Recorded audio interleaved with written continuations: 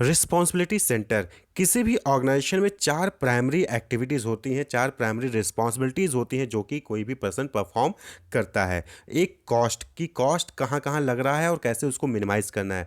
Revenue कैसे ज़्यादा से ज़्यादा जनरेट करना है by selling the more and more products. Profit को कैसे मैनेज करना है, यानी कॉस्ट और रेवेन्यू को मैनेज करके प्रॉफिट कैसे जनरेट करना है, और उस प्रॉफिट से हमें इन्वेस्टमेंट्स और कहाँ कहाँ पे करने हैं, या फिर कोई ऑलरेडी इन्वेस्टमेंट कर रखा है तो वहाँ पे हमें कितना पैसा आ रहा है, प्रॉफिट आ रहा है कि नहीं आ रहा है, इस चीज़ को मैनेज करना। तो ये चार प्राइमरी रिस्पॉन्सिबिलिटीज़ होती हैं किसी भी ऑर्गेनाइजेशन में।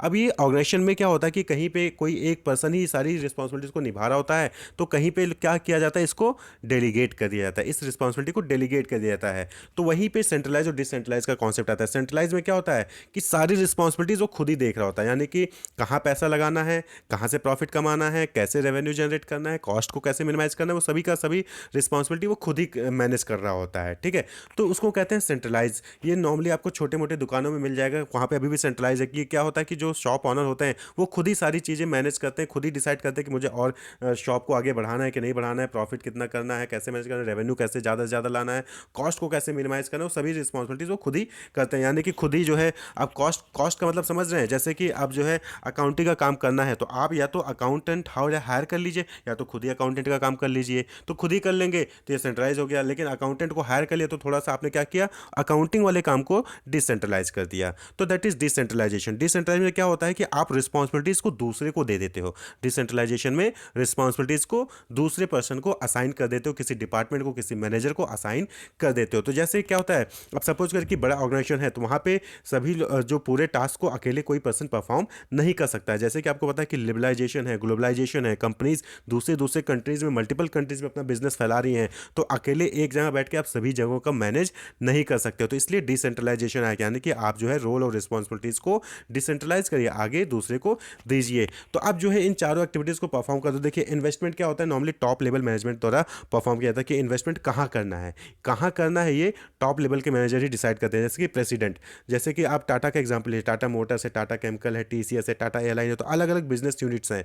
तो जो रतन टाटा जी हैं वो डिसाइड करते हैं कि कहाँ पे जो है टाटा ग्रुप्स को इन्वेस्टमेंट करना है। अब हर इन्वेस्टमेंट के बाद, अब जैसे टाटा मोटर्स में कर दिया या टाटा केमिकल में कर दिया, तो सभी को तो वो मैनेज खुद नहीं करेंगे, तो वो क्या करते हैं, वाइस प्रेसिडेंट या फिर जो है उस पर्टिकुलर बिजनेस यूनिट के लिए मैनेजर्स जो है वो सीईओ जो है अपॉइंट कर देते हैं। अब वो सीईओ का काम होता है कि उस बिजनेस यूनिट से वो प्रॉफिट जनरेट करे। ठीक, अब प्रॉफिट जनरेट करने के लिए रेवेन्यू कॉस्ट को मैनेज करना जरूरी होता है। तो अब जो प्रॉफिट जनरेट करने के लिए जो वाइस प्रेसिडेंट बैठा है या सीईओ बैठा है, वो रेवेन्यू कॉस्ट को दोनों को खुद अकेले मैनेज नहीं कर सकता है। तो इसलिए क्या करता है, वो भी फर्दर जो है नए रिस्पॉन्सिबिलिटीज जो है डेलीगेट कर देता है। किसको, रेवेन्यू के लिए मार्केटिंग मैनेजर को बोल दिया, कॉस्ट के लिए प्रोडक्शन मैनेजर को बोल दिया, कॉस्ट के लिए एचआर को बोल दिया, कॉस्ट के लिए एडमिन डिपार्टमेंट को बोल दिया। देखिए कॉस्ट कहाँ कहाँ से आ सकता है, कंपनी को कॉस्ट कहाँ से आता है, प्रोडक्शन से, यानी कि रॉ मटेरियल परचेज करना है, मशीनरी परचेज करना है, तो वहाँ से कंपनी को कॉस्ट आती है।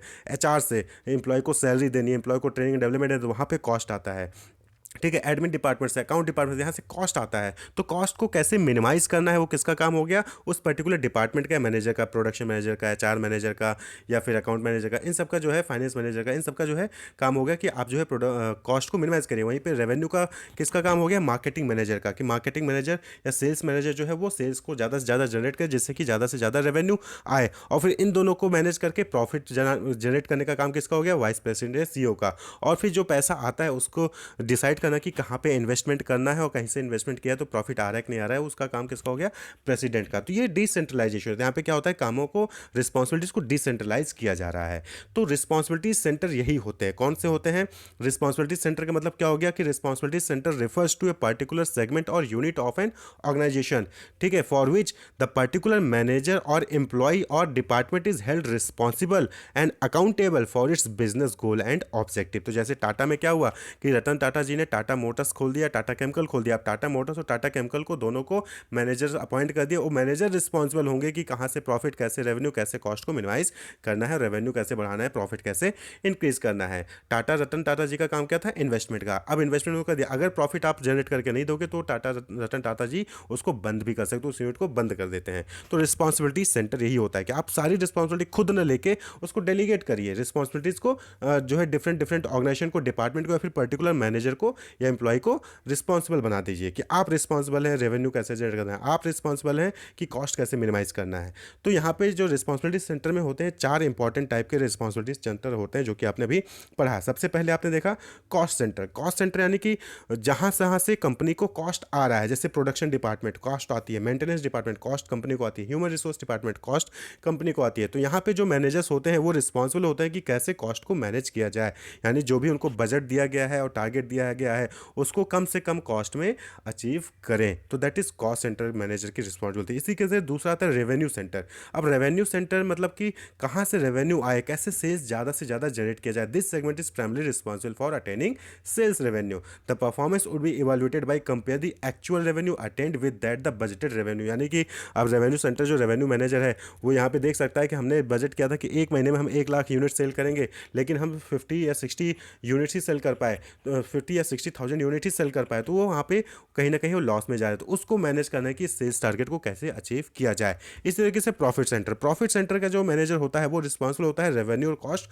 दोनों के लिए, और वो दोनों के लिए डिसीजन ले सकता है। Profit manager is responsible for all the cost and revenues. Here the manager would have all the responsibilities to make decision that would affect both cost as well as revenue. जो profit centre का manager होता है वो revenue के ऊपर भी decision making कर सकता है और कॉस्ट को लेकर भी डिसीजन मेकिंग कर सकता है। और लास्ट में आता है इन्वेस्टमेंट सेंटर। इन्वेस्टमेंट सेंटर पे प्रॉफिट पे तो इनका ध्यान रहता ही रहता है कि प्रॉफिट से रिलेटेड ये चीज़ों को देखते हैं, साथ ही साथ ये इस रिलेटेड से भी डिस्कस करते हैं। इनकी रिस्पॉन्सिबिलिटीज ये भी होती है कि फंड्स को कहाँ पे इन्वेस्ट किया जाए जिससे कि कंपनी को और प्रॉफिट आए, या फिर कहीं पे इन्वेस्टमेंट किया है तो उस इन्वेस्टमेंट से प्रॉफिट आ रहा है कि नहीं आ रहा है उसको भी मॉनिटर करना इन्वेस्टमेंट सेंटर का काम होता है। यानी रतन टाटा जी का काम है कि वो ये देखें कि टाटा मोटर्स में इन्वेस्ट किया तो क्या वो प्रॉफिटेबली काम कर रहा है, टाटा टीसीएस में काम किया तो क्या वो प्रॉफिटेबली कर रहा है, या फिर किसी दूसरे डिपार्टमेंट में या बिजनेस लाइन में हमने इन्वेस्ट किया तो क्या वहाँ से प्रॉफिट आ रहा है कि नहीं आ रहा है। जैसे कि बहुत सारी आप देखते होंगे कि कई सारे बिजनेस यूनिट्स बंद कर दी जाती हैं ऑर्गेनाइजेशन, क्यों? क्योंकि वहाँ से उनको प्रॉफिट जनरेट नहीं हो रहा होता, तो वहाँ पे वो इन्वेस्टमेंट करना बंद कर देते हैं, उस कंपनी को बंद कर देते हैं और दूसरा ब्रांच ओपन करके दूसरे बिजनेस लाइन में काम कर रहे होते हैं। तो दैट इज रिस्पॉन्सिबिलिटी सेंटर, यानी कि आप जो है जो इंपॉर्टेंट रिस्पॉन्सिबिलिटीज़ होती हैं उसको डेलीगेट कर देते हो मैनेजर्स को, डिपार्टमेंट को।